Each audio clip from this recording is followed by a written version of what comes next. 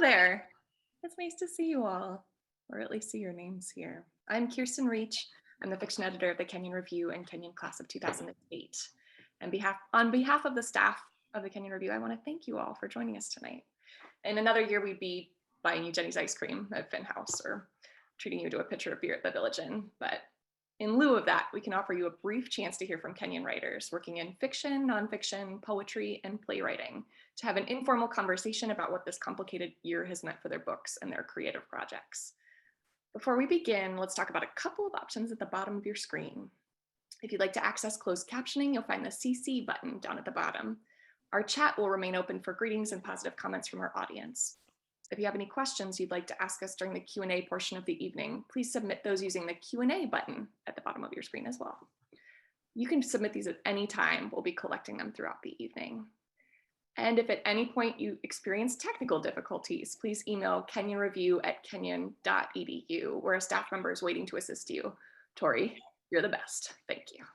Okay, let's get started. I can't tell you how delighted I am to see Joumana Khatib tonight. Joumana is senior staff editor at the New York Times. She's also worked as a columnist on Paperback Row and senior staff editor of the Express Desk. She volunteers as a tutor at 826 NYC Brooklyn Superhero Supply Company.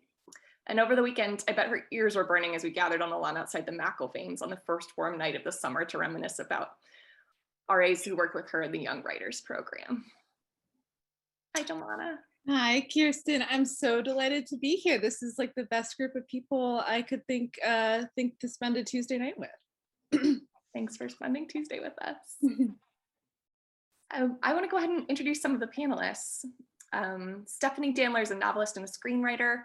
Her memoir, Stray, is one of the best books I read this year. Her book, Sweetbitter, is an international bestseller, and she's a creator and executive producer of its TV series. And one of my favorite moments in a Kenyon Review podcast, Fred Kluge shamed her for not coming to a previous reunion, and she really took it in stride. She's calling in from LA today. Hi, everyone. So happy to be here. Stephanie, would you start off by reading a little bit? You would like me to read without my friends on screen? Yes. Here we go. This is my memoir, Stray. And it is a really sad book, but I'm going to read from a happier part of it. 3 years after my first winter back in LA in 2018, I woke up at 5:30 a.m. to my blanched gray bedroom in Echo Park and said, "I don't feel well." Matt said strangely, "You dreamed you were pregnant." I couldn't tell if he was asleep. Had I dreamed that? Had I said that out loud? He said again, "You're pregnant." The drugstore opened at 7 a.m. We stood outside at 6:55 waiting for them to unlock the doors. I peed on a stick, saw 2 blue lines, and I was pregnant. A formula with the unfriendly bluntness of a math equation. I dislike math and anything you can't get out of. I stared at the pregnancy test, disbelief hedged in my mouth. How? Isn't this what we wanted and planned for? Didn't I do all the acupuncture, take the vitamins, do the hard bargaining and wishing? I'd been told it wouldn't happen like this for me, quickly, easily. An hour later, as the initial shock faded, I felt a loss. It came in the form of, I can't kill myself. It wasn't a longing for death in that moment, but a longing for a longing, which is equal parts nostalgia and grief. Those interminable drives, fogged with depression or mania, where my breathing matched the mantra, I can die, an assurance passed down to me from my depressive alcoholic mother who believed in verbalizing her desire for death even when I was a child. Upon losing the ability to fantasize about dying, I saw for the first time that there was something tender in my attachment to it. It was something that was ours. I understood that when she said it, she meant only kindness. And it was gone. No exit on my own terms, none of my elaborate escapes. Behind me were a mess of plane tickets and sublets, affairs that ejected me from relationships, the severing of communication with people who hurt me, namely my parents, and ahead of me a child. I would just have to take it all, whatever the gods saw fit to give me. I am 34 years old and for the first time, bound to my life. We'll leave it there, the happy part of the book. What a beautiful way to begin. Caitlin, would you join us on screen? Caitlin is the author of the story collections Life Among the Terranauts and This Is Not Your City, both named New York Times Book Review Editor's Choice, as well as the novel The Vexations, which is about Eric Sadie and became a Wall Street Journal top 10 book of the year. She is the recipient of the O. Henry Prize, the Pushcart Prize, and the Plimpton Prize, and she's one of the smartest editors I've had the pleasure of working with. I think she's calling in from Grand Rapids, Michigan. Is that right, Caitlin? Yes. Hello. So pleased to be here with you all. I'm going to read just the first two paragraphs of the first story in the collection that came out this past January. And happily, this is like less and less seasonally appropriate as spring is finally here in Michigan and in Ohio and other places. The sleep. The snow came early that first year, and so heavy that when Albert Rasmussen invited the whole town over, we had to park around the corner from his unplowed street. We staggered through the drifts, across the lawns, down the neat stretches of sidewalk where a few of Al's neighbors owned snowblowers. Mr. Kayamaki and the Lutvin boys were still out huffing and puffing with shovels. We waved as we passed, and they nodded.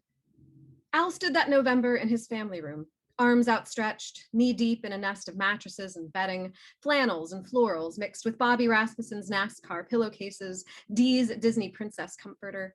The sideboard had a hot plate and an electric kettle plugged into a power strip. Al opened drawers filled with crackers, tinned soup, bags of pink frosted animal cookies, vitamin C pills, and canned juice to prevent scurvy. Hibernation, he announced. Human hibernation. And I will stop there. That's great. Thank you so much.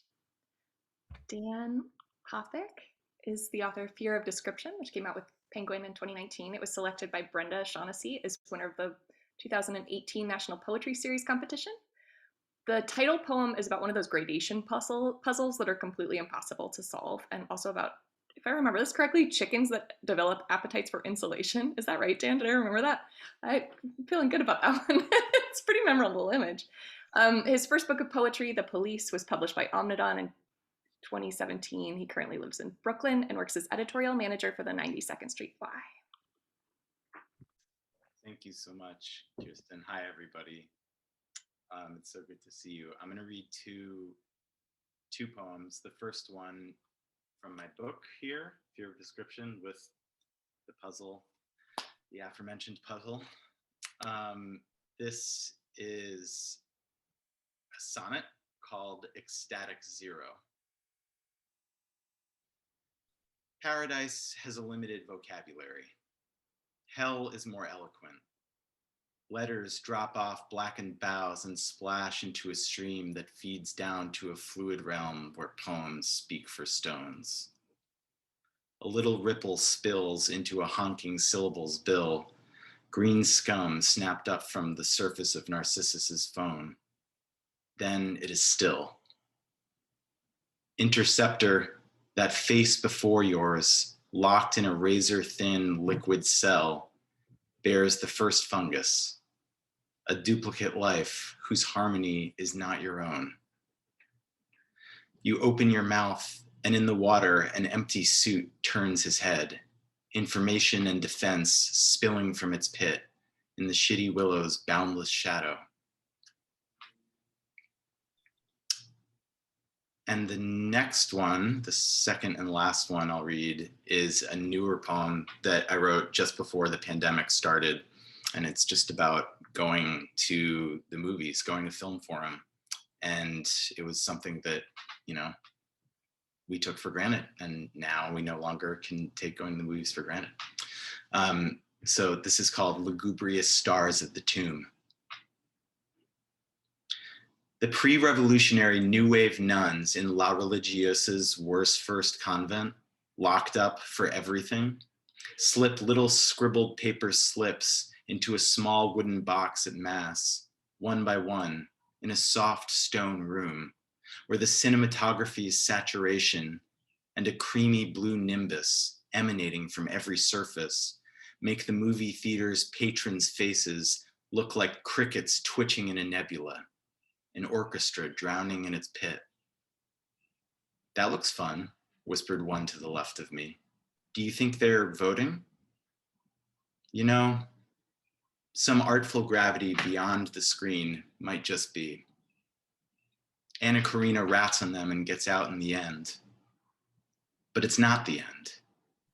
If you think this damp little room you live in is all that's holding you, you're right. Every second is a door bolted shut. You can hear your music behind a few, but only one or two will open. Anna's second convent seems better at first. Carnations who knew she'd missed them all winter. Chords to a popular ballad tapped out in code and sung in a strained, loose unison, replacing those lonesome hymns in praise of nothing but reward. But then the final shot crosses all of it out. The mess they leave her in feels uncalled for, to say the least. There's no third convent, no exit note, and when the lights go up, you're not as glad to have witnessed it as to see the one who is talking trash, a sentence drumming in your throat. That's it. Thanks, Dan. I'll invite Dan Torday on screen. He's the author of 2 novels, The Last Flight of Poxel West, which came out with Picador in 2015. It was a New York Times Book Review Editor's Choice and an International Dublin Literary Award nominee. And Boomer One, which came out with St. Martin's Press in 2018. He's won the National Jewish Book Award twice. He is director of creative writing at Bryn Mawr College, and he's been generous enough to answer calls from current Kenyon Review associates who are thinking about moving to Philly. He's going to be in a conversation with George Saunders later this summer as part of the Kenyon Review Ross event series, which we'll tell you about in a little bit. Thank you for having me here, guys. So I'm going to read I'm going to read a paragraph from this book, Boomer One. It's about a woman named Julia Brumfeld and her son has attempted during the same period as Occupy Wall Street to start a revolution in the United States of millennials forcing baby boomers to retire from their jobs. So this is Julia thinking about her son. Julia did not remember at the time how the light looked filtering slowly into that kitchen on East Sedgwick Street, east of Germantown Avenue. But when she tried to think of how that kitchen looked, she realized most memories were not of the kitchen itself, but of a picture she'd seen of the kitchen in her later years. She did not know how much of this was how her mind worked, and how much of it was simply how the mind worked. There are memories of events, memories traumatic and mundane, meaningful or seemingly without meaning. And then there was the recounting of those events, the keepsakes we looked at again and again, which became their own memory. She knew that she did not suffer from what the new generation seemed at every turn to want to call PTSD. PTSD suggested to her that trauma was singular and finite, an event that took place like the snapping of a picture and then ended. There was nothing post about what she was suffering. There was no single event that had transpired, then ended. It occurred to Julia Brumfeld almost daily that PTSD must be the most egregiously missed and overused medical term in the history of American popular culture. There were soldiers in VA hospitals all over the country who actually suffered from it. Most likely her own father suffered from something very much like it long before the term was coined in the very city where they lived. But she herself suffered and suffered and suffered from something that was neither post nor trauma, not finite nor ended. She suffered from an eternal and eternally recurring present. She suffered while she cleaned out her basement in advance of her own son moving back into the house. She suffered with the smells of the luthier and Owings Mills were brought to her favorite fiddle to get set up, filled her nose. She suffered in the months after her son was arrested, but couldn't bring herself to leave the house to do anything other than shop for groceries, an activity during which she suffered even more. And I'll leave it on that very positive note. Thanks, Dan. And last but certainly not least is Harrison David Rivers, who's one of the first people I ever met at Kenyon, and he's also one of the warmest. He's a playwright and a screenwriter. The Bandaged Place won the 2018 Relentless Award, When Last We Flew won the GLAAD Award. Where Storms Are Born won the new Edgerton New Play Award. Sweet, This Bitter Earth, and the musical 5 Points, which won the Minneapolis Theater Award, and Broadbent, Arkansas. I want to hear more about his work, and I know you do too. Harrison teaches playwriting at Macalester College in St. Paul, Minnesota. Hi, everyone. Thanks for having me. I'm going to read an excerpt from a collection of monologues entitled Hold Me the Forgotten Way. He said, do what you want. Like I was, like I could have been anyone. Like we didn't share a bed or a shower or sometimes even underwear if we'd been busy and hadn't had a chance to do laundry. He said it like we didn't lick ice cream off the same cone or drink from the same cups or slurp from the same spoons, like I hadn't seen him cry or bleed or vomit or come, like I hadn't watched him pee or take a shit or brush dander from his shoulder or kissed him in the morning before he'd brushed his teeth. He said, do what you want, like he hadn't met my parents and like I hadn't met his, and like we hadn't traveled thousands of miles together to celebrate Christmas and Thanksgiving at homes that weren't ours, suitcases full of presents. He said it like I hadn't held his hand at his grandmother's funeral, at his aunt's funeral, at his brother's funeral. He said, do what you want, like we hadn't dreamed together or wished on stars together, like we hadn't talked about adopting a dog for me and a cat for him or having a child, like we hadn't discussed DNR and the pros and cons of cremation. He said, do what you want, like he hadn't proposed and like I hadn't said yes. He said, do what you want, like none of that. Like it didn't, like I never, so I left. That's the end. Thank you all so much. Joumana, I'm going to turn it over to you. Okay, hi everybody. Amazing. I'm so delighted to be talking, and it's so great to hear a little bit about, or especially for those of us on the call who maybe haven't read some of our esteemed guests today. It's so nice to have a sample. I'm so glad everybody now knows what a Dan Torday paragraph is and that it can go on for 2 minutes. It's unlike any other paragraph you might get. Love it. No, it's great. But yeah, it's so interesting because I wasn't thinking I would start here, but Dan Poppick, you opened the door for me because you read something that was so squarely pre-pandemic, sort of like BC before Corona. And I'm wondering if any of you have, like, what was it, that phrase, like every second lost was a door nailed shut. And it was like, oh my God, like, I mean, it feels newly relevant in these kinds of times. So maybe you can start, but I'd love to hear from all of you on this subject. Like, when you revisit the work that you produced, like in, the months leading up to the pandemic and how drastically our circumstance changed, and compare it with the work you're doing now, do you see a difference in your preoccupations or what's sort of animating you or what's driving your interests or things like that?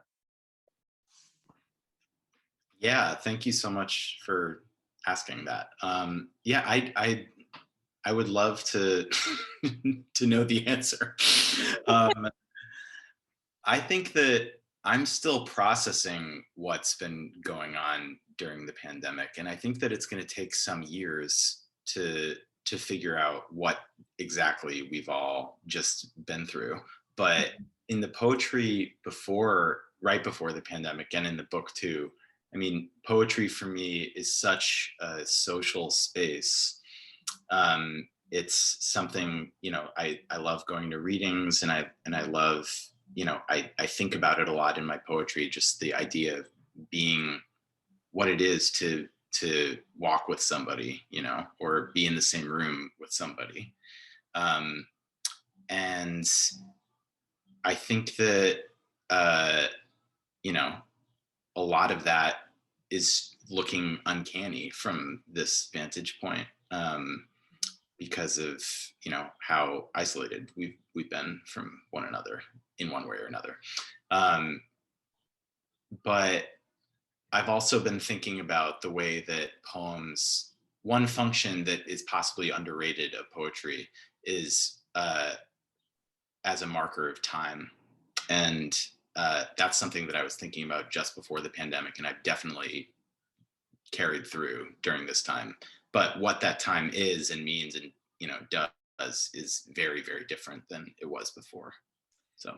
And when you say marker of time, do you mean like a poem is a great way to kind of distill into a very tight essence, like what a particular moment felt like, or it's sort of like a capsule for a feeling or a mood or an atmosphere, or do you mean more in terms of like when you read your poems or you read a poem, they seem like kind of notches in time? Does that make sense? Yeah, but I mean, I think both. Yeah. The most basic unit of a poem is, if you're thinking in terms of meter, is the beat, the iamb maybe, which weirdly becomes a way to mark time. And so I think that on every level, poetry is often, historically at least, it's something that marks time. You can count the beats literally. And I think that it happens in lots and lots of different ways that maybe I don't want to go rambling on too long about it, so we can get back to it maybe. But I think that, the door is open for time and poetry. As the novel, maybe novelists care about time too. Who knows? Who can say? Well, I don't know, Dan, Torday, or Caitlin, do either of you have feelings about whether novelists care about time? We've got plenty of time tonight, so you can take as much time as you like there. Caitlin, maybe you have thoughts about that. Oh, but you know what? You're muted. All right, you'd think I'd be better at this by now. No, one of the only things I have managed to write the entirety of the pandemic, what was just supposed to be the intro to an AWP panel about time in fiction. And then it slowly, I think because I was so happy to use my brain in any capacity, I've been buried in small children for the pandemic, that it started becoming an essay that was about time in fiction and time more generally. Thinking about, do I have anything smart to say about time in fiction? As a fiction writer, I am really interested in sort of the long stretches of time. I think when we think about what can fiction on the page do that other types of narrative might struggle to portray, just this sort of, it's your own personal time machine. You dart in and out of people's heads, you dart in and out of the years, you move backwards and forwards, and really embracing that, I think, for me is one of the great pleasures of reading fiction and of writing fiction. But then I think for me, maybe that's a little bit paralyzing too, in a moment where so much is going on in the outer world, because are you, writing into this moment? Are you just taking refuge in another era? I spent the entirety of the Trump administration working on a book that was set in 1880. So I'm very used to fiction just offering this whole other, world in which I can content myself. So I don't know what I have not been writing fiction at all during the pandemic. Yeah, anecdotally, it's been interesting to talk with writers who've said something similar, either their output such that came to a halt, or it resembled something unlike that they had ever produced before. They found themselves doing some more sort of formal invention. I guess I can say that since this is a college-sponsored lecture. But and I was thinking too about this, Dan Torday, when we were talking a couple days ago about your screenplay. And I know you're always somebody who has a bunch of projects in the hopper, but did you find that the circumstances, I know you're adapting your own novel, which of course gives you a totally different relationship to the form maybe, but I'm wondering if you found that the circumstances of the pandemic or the circumstances at the time that you're working in had any impact on what you ended up producing, especially given that it was sort of your first foray into screenwriting that I'm aware of. Maybe you have a manifesto somewhere. Yeah, no, definitely not. Well, let me say first that that was actually only half a paragraph from the I realized as I was reading that everybody else read so slowly, and I was reading slowly, and I was like, fuck, this is taking too much time. Well, with utter deference to Stephanie, who's been through a lot more of the process, and to Harrison, who obviously knows how to collaborate. I'm probably, I started off, well, let me say, okay, two steps back. I have an 8 and a 12-year-old who were 11 and 7 at the time. So I should say, like, I think I'm actually very lucky that they were the ages where they were. My 11-year-old was able to just like get on Google Teams or whatever, Google Classroom, and just like go to school. And my 7-year-old, like, I did a fair amount of overseeing her in the spring, but it's been a lot easier this year. But yeah, I mean, I hosted Jhumpa Lahiri here at Bryn Mawr a couple of years ago, and she described to my students her desktop as being like a stovetop, and it's just like which file is hottest is the one she touches in a given morning. And I definitely work that way. Like, I'm just too neurotic to work on one thing at once. So I had signed a book contract for a new novel that I've been working on during this period. That has nothing, it actually is set in Central Ohio, but it has nothing to do with all this. But I was about 2 years into development for the screenplay. And honestly, I mean, this is like the shittiest thing I feel like I could say right now, but the pandemic became a bit of a gift. Because I think I work a little slower than probably a lot of people who are like actually in the business are. And I was really teaching myself how to do it. I'd never even read a screenplay before.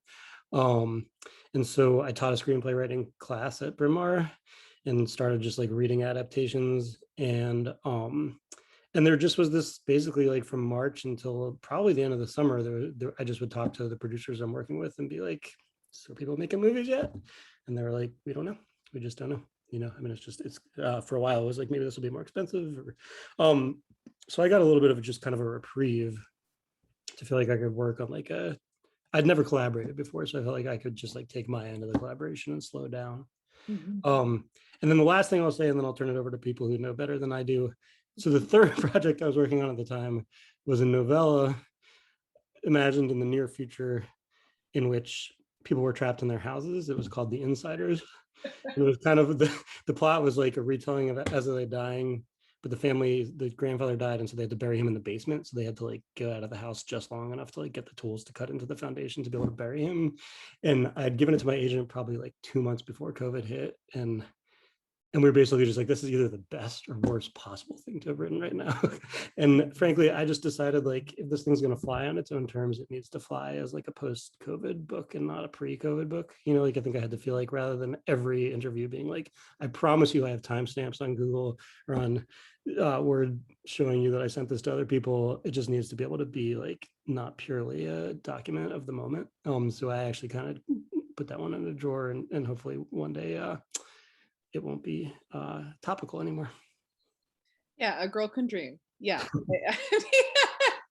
And you know, Stephanie, I was thinking about this too, because you know, your book came out in May, and I think we were all still, or at least I was still feeling very kind of like Bambi legs, like bleary-eyed, what's going on? You know, it's May of last year, I still felt like the earth was very uncertain. And I was really thinking for authors who all of a sudden, you know, were publishing into a completely different world than the world in which they had finished the book, right? And then going through the process of how do you do a book tour, and how do you promote a book, and how do you reconcile the kind of normal joy and anticipation and excitement that comes with a book tour with like the overwhelming and kind of abiding grief and despair that a lot of people are feeling. So I thought I would kick you a very easy question and wonder if you could talk a little bit about what that experience was like, and if that changed your relationship to the book, or it changed your relationship to your readers at all, or anything like that.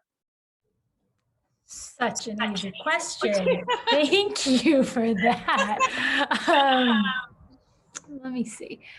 I think that it's a struggle to talk about the experience of publishing and separate it from like the incredible privilege it is to be published at all. So I'll say that first, but for a lot of authors who published in 2020, I think I can safely say that it was a pretty depressing experience. And, you know, there's so much emotion that goes on when you publish a book. You're so vulnerable, you're being judged by strangers. And the counterweight to all of that is this object that this book in bookstores, and getting to talk to booksellers and getting to exchange energy with people, whether you are just talking at your local bookstore or whether you're going on a big tour.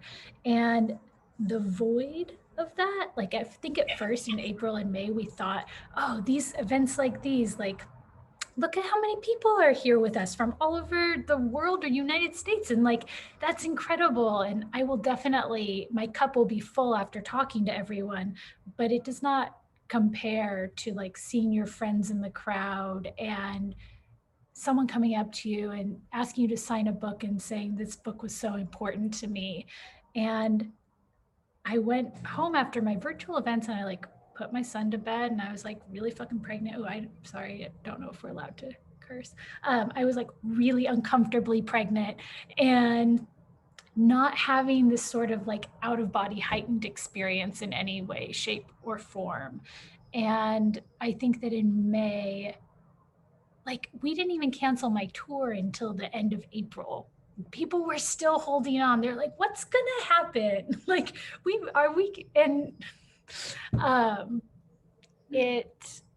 and it was such a time of national grieving. I mean, how do you process two things? How do you feel pride in what you've accomplished and this sort of like crazy narcissistic experiment, which is publishing, and how do you put that into the world when there's like so much suffering and our paradigm is shifting every single day so fast that none of us can keep up. And I think a lot of us grieved. Personally, I like went into labor 5 seconds later, and then I grieved in like December when I had like a 5-month-old. I was like, wait, what happened with my book? And I think did it happen? I've never seen it in a bookstore. Did it happen? You guys tell me. I don't know. Like Knopf and Vintage could be sending me these books and they actually aren't in the world. And so I think that most people would say that it's incredibly confusing and they wouldn't wish it on their colleagues. If that's an okay, not too negative answer. No, it's, I think part of it, it's been interesting to watch this because of course, like publishing a book, and I haven't published a book. I have not had the pleasure, or I admire all of you, your work out the world consistently. I still think it's like the hardest thing that you can do, and there's so many easier lives that people could choose. So I think that's a huge backdrop of where I'm coming from when I'm talking to you all with such pleasure and privilege.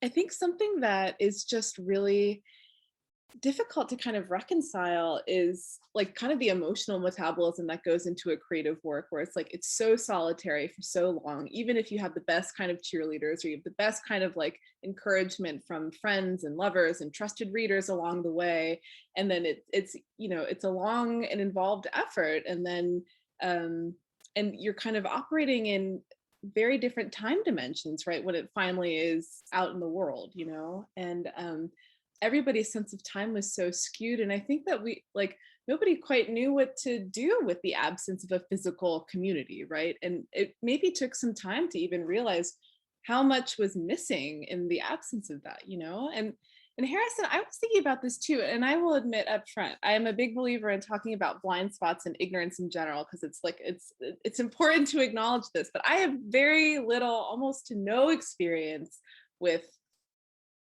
theater and drama, and so I'm coming to you a real naive here, kind of, but I was thinking about this panel and wondering, chemistry on set is so important. I think the chemistry between like the people that are bringing your work to life and the text itself is so important. And I wondered if kind of in a year when it was a public health hazard to gather and like enact the work and put it in the world in the way it really is meant to be shared, if it changed your ideas about, what playwriting can do and what drama can do, or if I'd love to know if you had any satisfying virtual readings or anything like that. Very positive tone. No, it's great. It's great.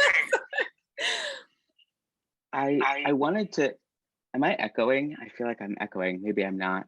I wanted to pick up on something that Stephanie said, just sort of that the human connection, and it's slightly different in theater because you're actually writing for someone else from the very beginning, that you write your words so that somebody else will say them in front of other people.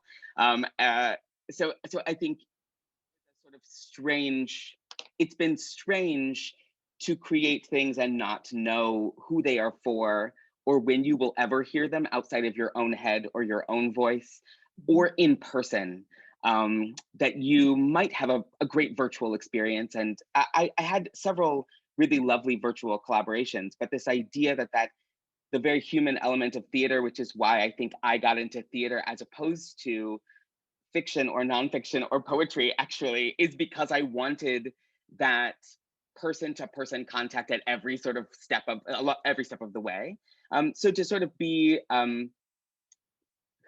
for that to sort of be taken away, it definitely required a bit of a pivot. I mean, I think the entire industry has had to pivot.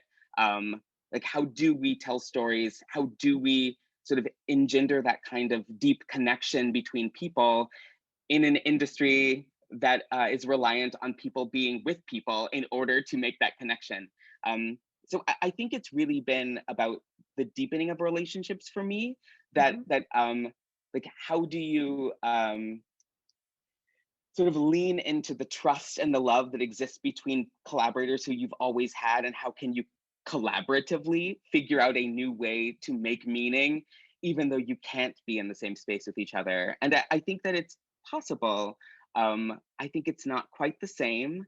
I will say that the one great thing is that I think plays have become a little more accessible, that you put something online and more people can see it, that my parents in Kansas can see something that I'm doing in Minnesota or in New York City. And that's actually been really lovely, this idea that it's no longer confined to this one theater on this one night. Now that thing can be broadcast and more people have access to it. So maybe that's a silver lining, and something that I hope that the theater especially continues, that alongside live performance, that we're also thinking about how can we make these performances available to people beyond the sort of 50 people or the 100 people that can fit into a confined space. Yeah, I mean, I think that's been one consistently amazing thing, is all the people like you who are able to find silver linings. I mean, and whether it's just because, you know, you see the opportunity to rethink the way things have always been done and how we could reach more people. I mean, certainly you know, I think that this has come up a lot. You know, Viet Thanh Nguyen had a really thought-provoking opinion piece after Biden's election, where he said, you know, we can't, you know, a lot of creators were very politically, you know, they really summoned and marshaled their outrage in the years that Trump was president. Let's not lose that momentum, you know, let's not fall back into complacency, because, you know, the people who, you know, this is a time of like a real cultural awakening in the States, at least, thinking about systemic inequity, systemic racism, like people who have been excluded from things for a long time, and kind of taking a hard look at that. And it's basically saying we can't backslide. We really need to keep this forward motion going and make sure that we keep this political engagement at the top of our mind for the work that we do. And I do see a lot of that in the way that programming can reach new people, or, I mean, you know, it can get as big or as kind of localized as you want to make it. But you know, maybe one happy direction, because I don't want this to be the bummer hour, but I mean, one, like, I don't know how many of you spend your working hours online. I hope none of you. I hope the short answer is I hope none of you. But you know, this time last year, there was this sort of refrain where it was like, well, Shakespeare wrote King Lear during a lockdown. So what's your King Lear going to be? Okay. All right. I'm seeing some thoughts here immediately. I'm seeing some thoughts. But I mean, one thing I would like to know is whether the circumstances for you personally, and that could mean having children underfoot, that could mean not leaving your house, that could mean, you know, having unlimited time to sit and read, you know, whether the circumstances changed how you write, what you read, what you're drawn to. Dan, Torday, you're nodding a bunch, so I'm going to kick this to you. Seems like you've been thinking, and I know you're on Twitter all the time, so you must have been thinking about your Lear. I was just laughing at a joke on Twitter. Sorry. Yeah. No, I mean, I guess I would say, first of all, so can I like nerd all the way out on the time thing, or is that too bad? Uh, I mean, so this novel I've been working on is about like Jewish mysticism, but also kind of like the physics, quantum physics side of where these cosmological questions come from. And like one of the coolest facts that I've found just reading a lot of contemporary physics is that basically like if you go through and you look at all the symbols they use for trying to understand all of Newtonian physics, like the one, and I'm going to be a little out of my depth here because there's probably people who know things about physics, but the one thing that like basically is not mathematically accountable is time. So like the only law of thermodynamics that actually has time is the second law of thermodynamics, which is that a thing can only grow cooler, not hotter. And basically, like as I understand it from reading quantum physicists now, basically what time means is the way humans perceive the world. Like it basically doesn't exist. Time is just like we move forward and we die. But like physically, there's no such thing as time. It just means like you are there as a watcher. So like being in that headspace and then having to do all this work alone in a room, I definitely feel like I moved into this space of like, yeah, time has slowed down. Like that's not like that's just true, right? Like I think a lot of us sat around being like, okay, now like what on earth am I going to do with my kids? But I definitely also was just like, if I was 23, I would be the most unhappy person on the planet right now. Like I literally don't think I spent a night at home in my 20s. And time moved real different during that period, right? Like 4 hours of sleep a night didn't work that well for my brain. So I mean, I think my sort of like overall to like what Stephanie and Harrison were saying is just like, I just want only gains from this period, you know? I want to be like, what have I been missing? Where have I been moving like way too fast? Joumana, hopefully you didn't edit this piece, but there was a front page piece in this thing called the New York Times. That's my 8-year-old right there. Say hi, Delia. Hello. There was that piece in the Times about like how everybody wasn't buying new books, but they were only buying old books. And like, I definitely had like a super rising tide floats all boats feeling where it was just like, just get people back to reading books. And like, if it's the Snoop cookbook or if it's that they finally read Proust, like, fuck yeah, that is great.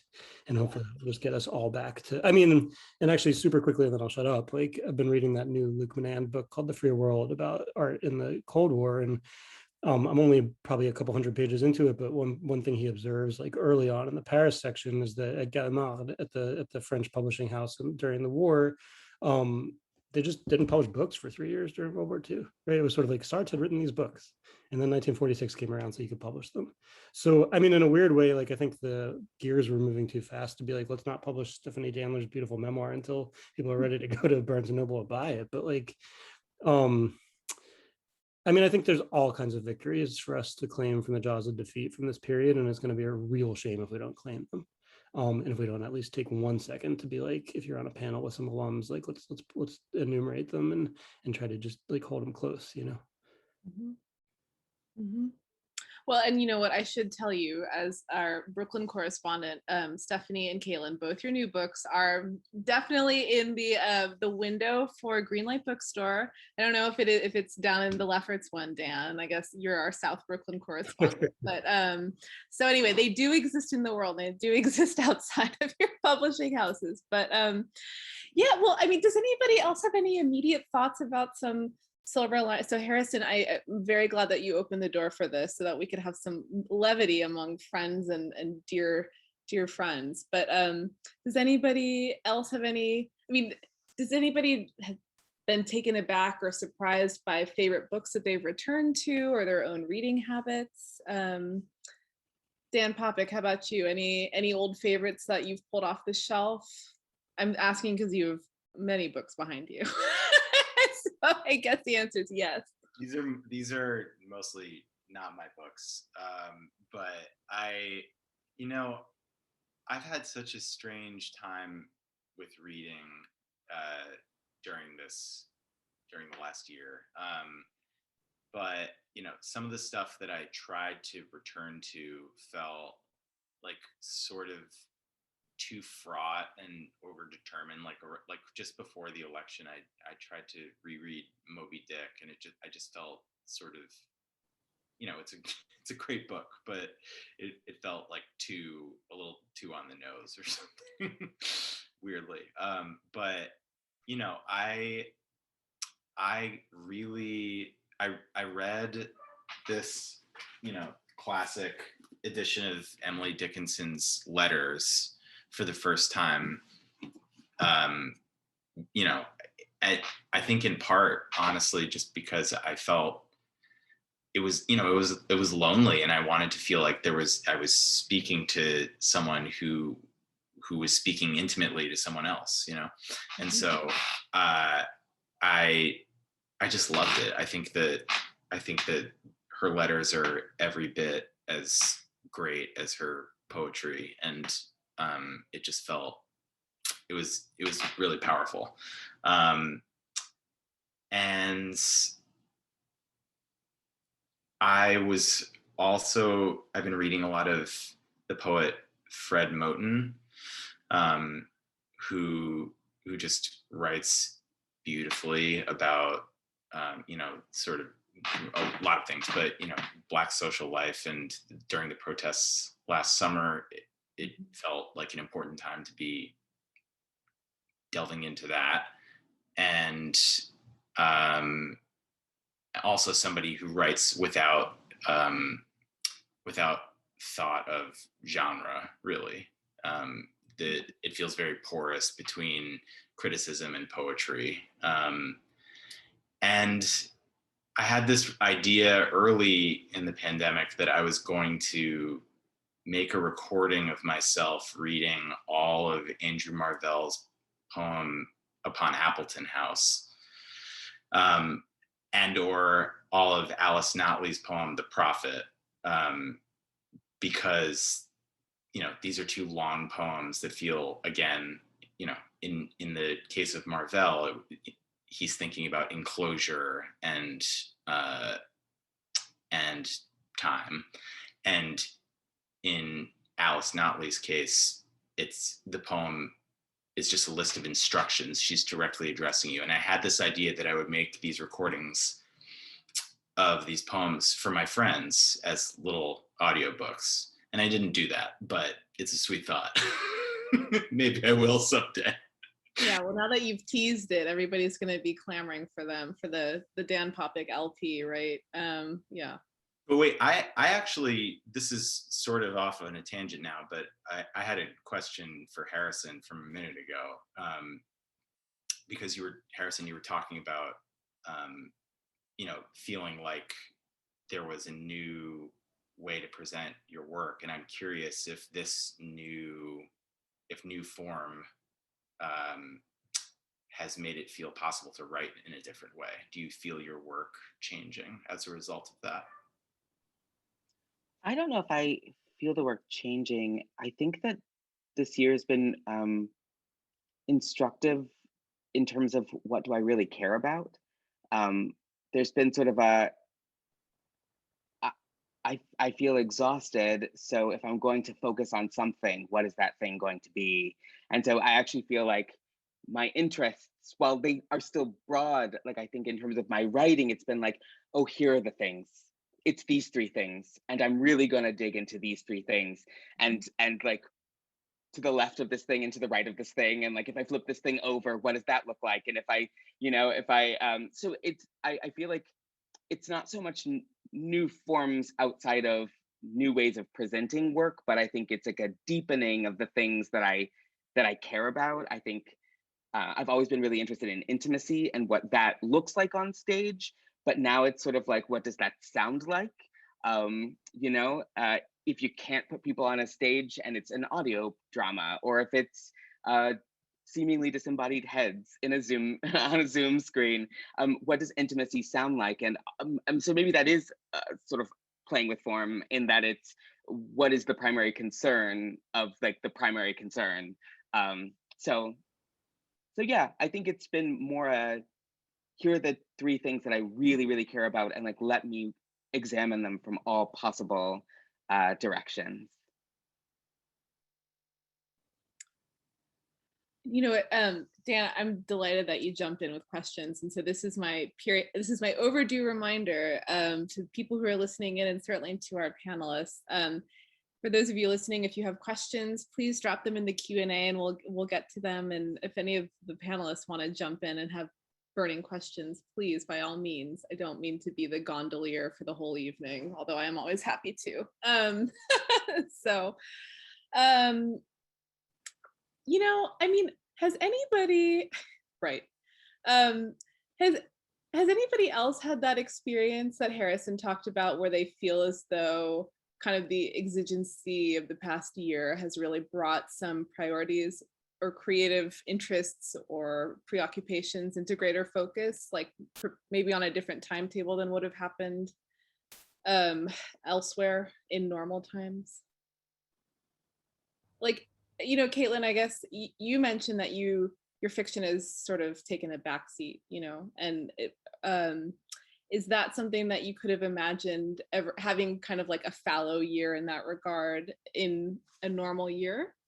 Or is this a totally new phenomenon for you? I've never been this fallow, I'll say. I remember before I had kids, I was talking to the writer Andrew Munson, who looks like just a whirlwind of productivity. He publishes, you know, poetry and fiction and nonfiction, and I knew he had a kid, and I was like, "How do you do it?" And he just looked at me and goes, "Childcare." And I was like, "Okay," and that is true. That has turned out to be true. I say now from the vantage point of having had none for my preschooler for many months at the beginning. He ended up in preschool. I have 8-month-old twins at home, and my husband and I have been trying to work and take care of them, for the most part without family help or outside help. So sort of not only am I not writing fiction, like I'm not sure I've had 2 consecutive thoughts like in the last however many months, because it's the constant, just the churn of like, someone needs to eat, someone needs a diaper, someone's screaming in my face, like for like an hour, and I'm not even sure why. So Caitlin, can I tell you something?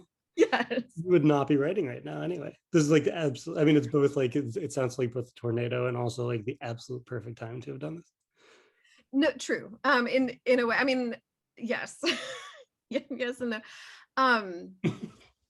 Yeah, I mean, the only, like the true, like the most wretched creature is like the writer who feels like they should be writing and just like isn't quite.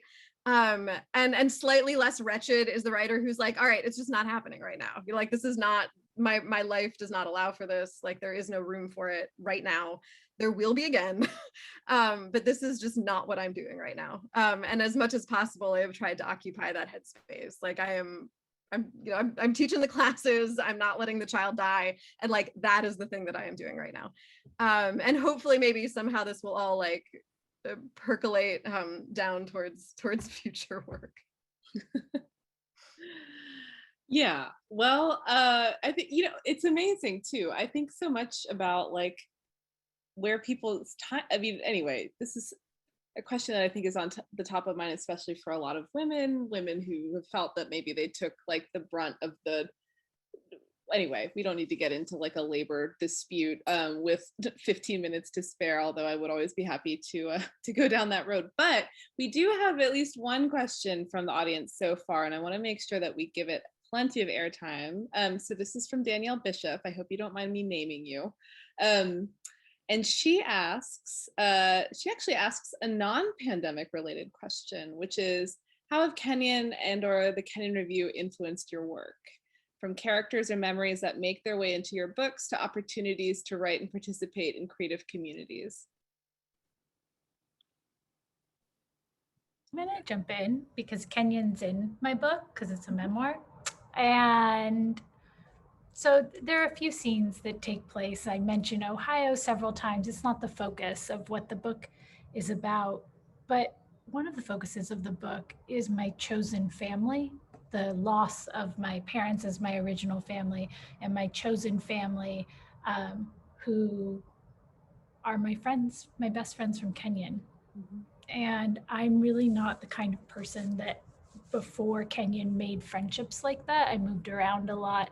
My childhood was a little bit destabilizing, and I wasn't able to keep friends across my many lives. But my friends from Kenyon, I have been able to.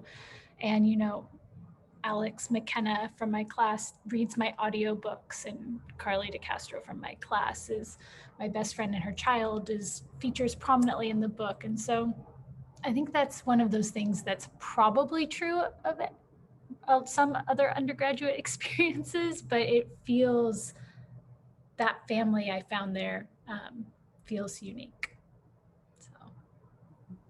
Yeah, I'll jump in both to absolve myself of sounding like I was mansplaining to Caitlin, and say that my my wife graduated from Kenyon the year before I did, and was in med school when we had our first daughter, and was in residency when we had our second. So I was lucky enough to take the first years with those guys and be home with them. And I did not write things, but it really, back to you, Caitlin, again. That time I spent with those girls in their first couple of years alone was just, it's just time that I can't possibly be happy enough to have had. But I will say that right before the pandemic hit, the summer before, I went with my wife to her 20th reunion, and we brought our daughters to stay in Gambier. And while I was there, I did a bunch of homework for this new novel I'm working on that imagines a group of Jewish Islamic, essentially cultists living in Central Ohio, and a journalist who finds himself in their midst. So I am writing a book about Central Ohio, and I promise you, I would not be writing a book about Central Ohio if I had not spent 4 years at Kenyon College. Right. I was back on campus teaching in the theater department in the 2018 school year, and I will just say this is less about content and more about being in classrooms with Kenyon students was an inspiration every day. The sort of ways that their minds work, and maybe mine did too, way back when, but just like the firing and the earnestness and the wit and the wisdom that they brought every day. And I am someone who is so inspired by writers writing, especially in the same medium that I am writing in, and them coming in with pages and me going, oh my gosh, Harrison, what are you doing with your life? Like, those are pages that you should be like, but also like after a while, it wasn't even about that. It was just sort of like, gosh, I want to go write now because they wrote and I want to write too. So I don't know, I think about that experience a lot now. And I thought about it a lot during pandemic, about moments in time when I was fed, and like tangentially, like they did not write for me. They were writing for themselves. They were writing to learn, but I was fed by them. And so I treasure that experience. I treasure it. Yeah, I mean, there's no way that I would be doing this, that I would be writing poetry or possibly even living as a person, who reads books, and if not for Kenyon. I guess similarly to what Stephanie was saying, I had my first deep intellectual friendships at Kenyon, and in learning how to read literature in a way such that it matters, it just matters to you. It informs your life on a very basic level. How do you treat other people? Like, how do you deal with loss? How do you deal with falling in love? How do you deal with time? All of this, I learned how to, I learned how to be a person, basically, in freshman English class with my friends, some of whom appear in this book. And so that's maybe too big of an answer, but it was incredibly important to me. Yeah, I mean, I'll add, like 9/11 happened while I was at Kenyon, and I remember it as this, and I was like in a fiction workshop at the time, and it was this moment where it's like like the world has shifted and I'm supposed to like go write a story. Like, who cares? Like, why, you know? And it was like, yeah, you go write a story. And the story becomes part of the world that has shifted. And the things people say about it and the conversations you have and the books that you're reading, that they matter. And at Kenyon, you know, you're surrounded by people to whom those conversations matter. And then you leave Kenyon and yeah, you will be surrounded by people who don't care if you write or don't care if you pursue the creative project. But sort of having that moment of just, you know, being with people who cared very deeply about those things, I think has given me a good grounding in terms of, you know, owning it. Like, yes, these things matter to me, and then they will continue to do so. Well, you know, we have a question for Stephanie, although it seems I'd love to hear all of your answers to this, you know, but for Stephanie, somebody's asking, how do you write a character's slow withdrawal from reality without being too obvious? Or how do you write a character's slow change in general? Do I know the answer to this question? A slow withdrawal from reality without being too obvious. So I write about drug addicts in Stray because my parents are them. They are they. And I think that it's without coming out of the, if this is like really a craft question and I want all the writers here to answer this, you can't say at the beginning of the scene, and my father was on crystal meth and we were about to get in the car together and I just thought that he was having a weird day. Like, you have to inhabit the 21-year-old who was really thinking about whether she should text this guy that she was sleeping with that summer, and like, you know, what's it going to be like when I get back to school? And it's weird being like, the self-absorption is often what produces our blind spots, and you can't be afraid to inhabit that. I think that these when someone's withdrawing from society, from reality, or when someone's really like going off the rails, it's often not loud alarm bells. It's like little pinpricks all over your body. And so I would say to stay with your character and not jump ahead with that knowledge, but stay in their body where something doesn't feel right. But what are they distracting themselves with? Like in that scene with my father, like, I'm intent on finding calamine lotion for the scabs from the rashes. Like, why is my father covered in rashes? But that's not what you're thinking about in the moment. Otherwise, I think I would love to hear what everyone else has to say on this. I'm a student here.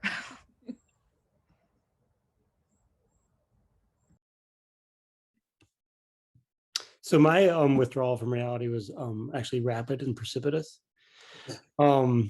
But I mean, I guess the main thing I would say is just like, in everybody on this screen's writing, our main job is to appeal to the senses, right?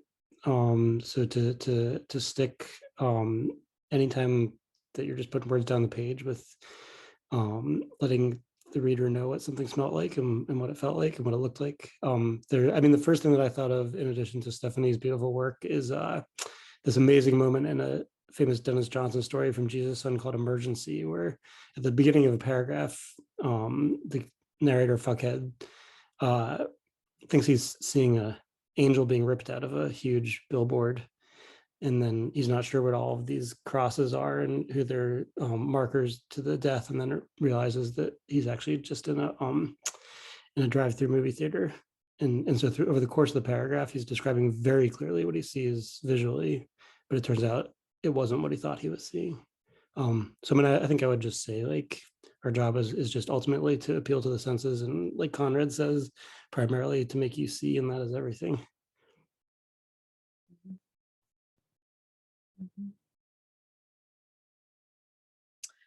Well, you know, we have another question too, and I'm just trying to keep an eye on the clock here, because even though I'm delighted to spend all day with you all, not everybody may have the same predilection, so I'm trying to be sensitive to that. But here's a question for Harrison, where somebody's asking, You've discussed how theater's beauty lies in its collaboration and connection with others, and how the act of playwriting is collective. You're writing for somebody else's voice. Do you write with specific voices in mind? What do you draw inspiration from when you struggle to feel connected with others? Uh, I do often write for specific actors. I I feel like there is something about writing to strengths and writing to um, the desires of your potential collaborators, even if they don't end up ever speaking the words. Uh, I think there's something to that being a part of the prompt. Like, not only does this scene or this monologue need to achieve something in terms of action, but also it needs to provide the actor with some rigor.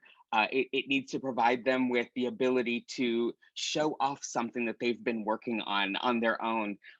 That way, it's a true collaboration between you and the actor, that you are meeting them halfway in a way, and that you're both, I think, improving, that you're both growing as a result of that collaboration, which I love.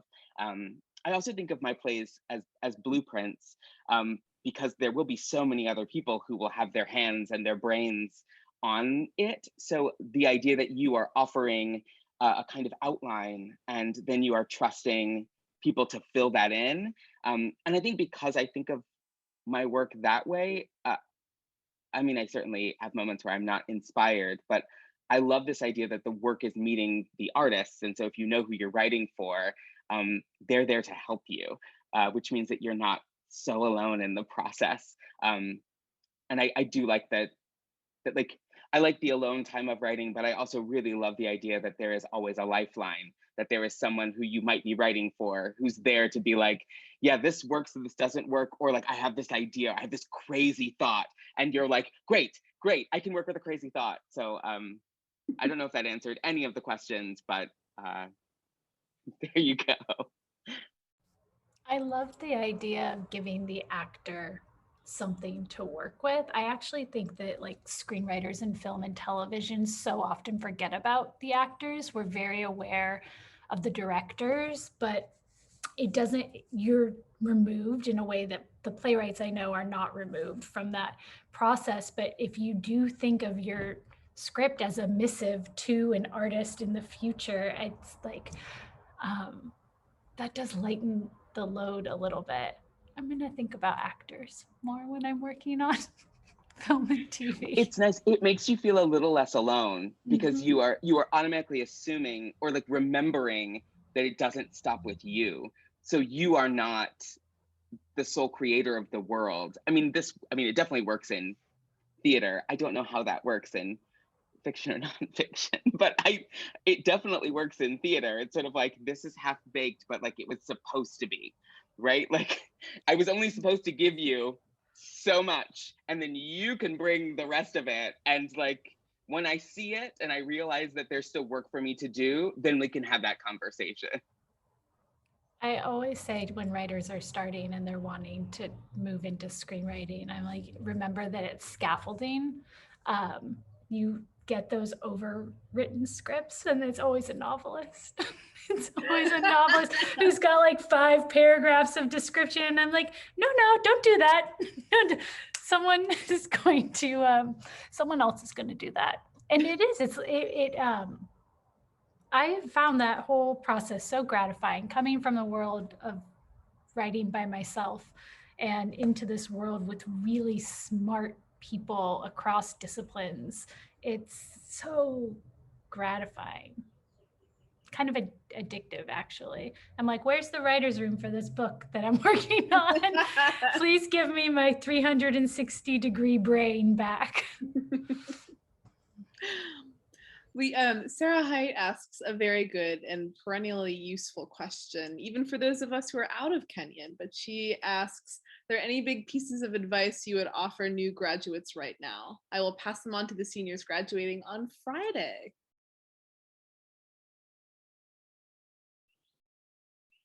So Stephanie would say, get a writer's room for all your projects. maybe. I think read outside your discipline. I've learned more from reading plays, not more. but you understand the hyperbolic thing I was about to say. I learned so much from reading art history. I learned so much from reading science fiction. When I do it, I'm always jolted with some epiphany. And I think that we, obviously I read a ton of poetry that doesn't feel so far outside of my work, but I think we forget after we graduate, because no one is forcing us to continue reading outside of our interests and surprising ourselves.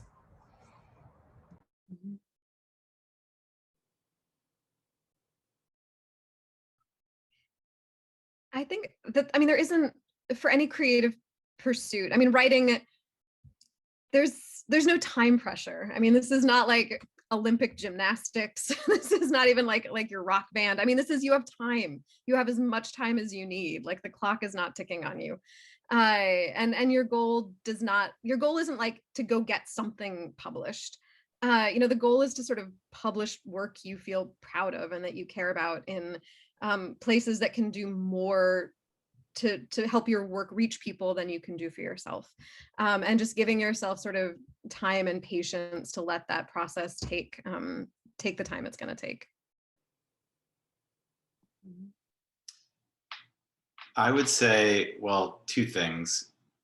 First would be to be attentive to your relationship to language, because so much of what's useful about an education at Kenyon comes from being attentive to language, and it's the thing that can carry you through.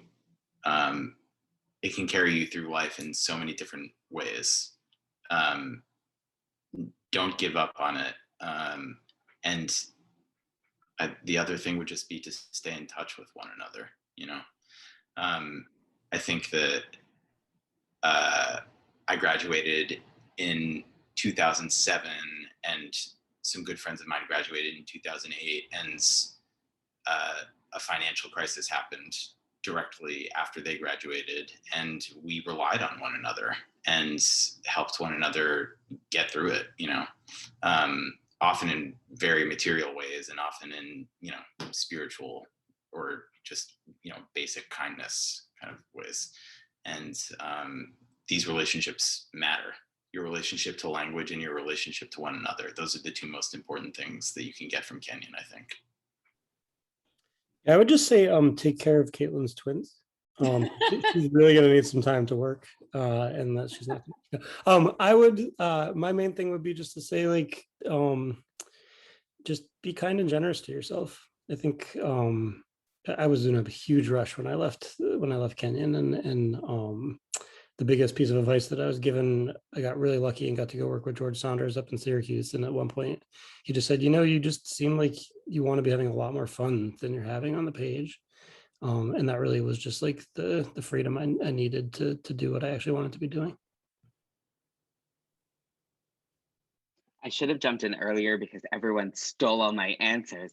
But I guess what I would contribute is celebrate the small victories.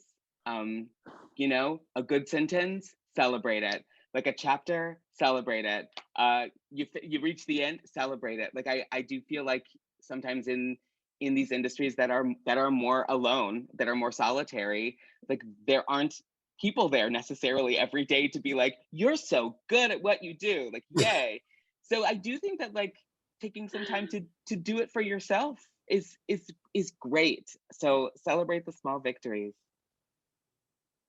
I think that is a rousing, spirited call to arms, and a good note to end on. But I wanted to thank you to all of our panelists today for a very cheerful discussion in the middle of a global pandemic, and always very thought-provoking. And it's just actually nice to be able to have some approximation of the Kenyon community that's so important and informative to us all, even though we're all kind of scattered. So, but yeah, and thank you to all of you who tuned in and brought your good questions and smart thoughts.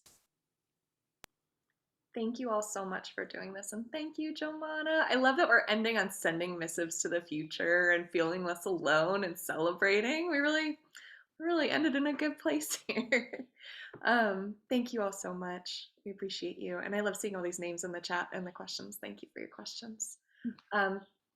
I have some housekeeping to do here at the end. So before I let you go, I'll remind you that these lovely authors deserve to earn out their advances, deserve some royalties here. We're putting all their books for sale in our bookshop page, Kenyon Review. And you can check out, I've read all of their work and it's excellent. I would highly recommend it. I hope you'll go seek it out. We also have an opportunity, rare opportunity, for you to see one of our panelists in another format. So Dan Torday will be in conversation with George Saunders, and we have 22 events as part of the Ross event series, and tickets are still available. Louise Airdrick will be talking with Hyde Airdrick. We're really excited about that event. There'll be conversations and readings from established writers, emerging writers. You can follow the link in the chat so you can learn more about those events. And last but not least, it's been a hard year for everybody, and if you feel inspired to give a little money to the Kenyon Review so we can keep free events going on, we'd be grateful. There will be a link in the chat for donations as well. So thank you all so much for coming out. Have a wonderful, restful evening.